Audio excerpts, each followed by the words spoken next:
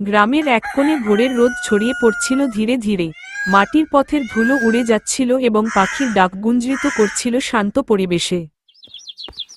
গ্রামের ছোট্ট একটা ঘরে বসবাস করতেন হরিপদ, যিনি ছিলেন একজন গরিব সবজি বিক্রেতা। হরিপদ ছিলেন মধ্যবয়সী, তার চেহারায় দেখা যেত ক্লান্তি আর ধ্যানের ছাপ, তবুও তার চোখে ছিল এক অদম্য আশা। তিনি প্রতিদিন সকাল 5টায় উঠে বাজারের জন্য সবজি সংগ্রহ করতেন।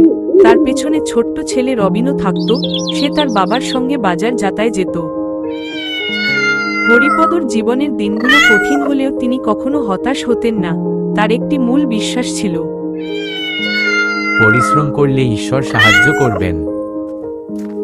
একদিন হরিপদ নিজের ছোট বাগান থেকে তাজা আলু, টমেটো, ধনিয়া এবং পাতা সবজি নিয়ে বাজারে গেলেন।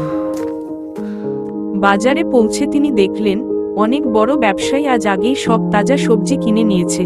ছোট সবজি বিক্রেতাদের জন্য খুব বেশি স্থান ও গ্রাহক বাকি নেই। হরিপদ ঘাবড়ে গেলেন না। তিনি ধীরে ধীরে নিজের পিসি এবং কার্ট সাজিয়ে নিলেন। কয়েকজন গ্রাহক তার দিকে এগিয়ে এলেন। হরিপদ তাদেরকে হাসিমুখে সবজি দেখাতে শুরু করলেন। দেখুন, আজকের সবজি একদম তাজা, বিক্রি হবার আগে কিনে নিন, আর আপনারা থাকলে ছোট ছেলেকে সাহায্য করুন। রবিন একটু লজ্জায় হাত নাড়ল, কিন্তু বাবা তাকে উৎসাহ দিলেন।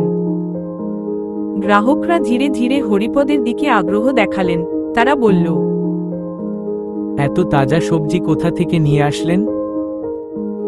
আমার নিজের ছোট্ট বাগান থেকে। আমি চাই সবাই স্বাস্থ্যকর সবজি খাওয়াক। আজকের বাজার থেকে হরিপদ কিছুটা লাভ করলেন। ছোট ছোট ক্রেতারা সন্তুষ্ট হয়ে বাড়ি ফিরে গেলেন। যদিও অনেকটা পরিশ্রমের পর, তার মনের আনন্দ ছিল অনন্য।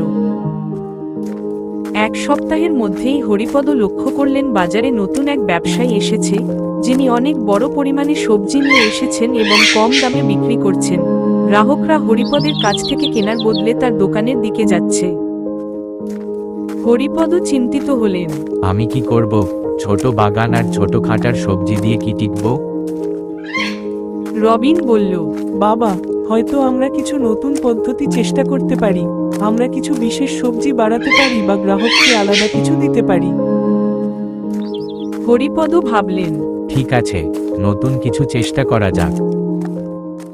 সে রাতে হরিপদ তার বাগানে বিভিন্ন নতুন সবজি লাগালেন, যেমন বেল, মিষ্টি মরিচ, কুমড়ো। এছাড়াও তিনি গ্রামের ছোট শিশুদের জন্য বিনামূল্যে কিছু সবজি বিতরণের পরিকল্পনা করলেন। পরের দিন বাজারে গিয়ে হরিপদ দেখলেন, নতুন সবজি নিয়ে মানুষ আগ্রহ দেখাচ্ছে। ছোট ছোট ক্রেতারা বিশেষভাবে তার বাগানের সবজি কিনতে শুরু করল। হরিপদ খুশি হলেন। হরিপদ দাদা, আমাকে 1 কিলো আলু আর 1 কিলো পেঁয়াজ দাও। হরিপদ ভাই, আমাকে 1 কিলো পেঁয়াজ, একটা কুমড়ো আর 1 কিলো পাতাকপি দাও। একটু দাঁড়াও, সবাইকে দিব, এক এক করে এগিয়ে আসো। সবগুলো শাক সবজি বিক্রি করার পর অনেক টাকা লাভ হয়েছে। হরিপদ বাড়ি রওনা দিল। কে কে এমন আছেন যে কার্টুন ভিডিও দেখতে দেখতে ভাত খাও, তারা কমেন্ট করে জানাবেন।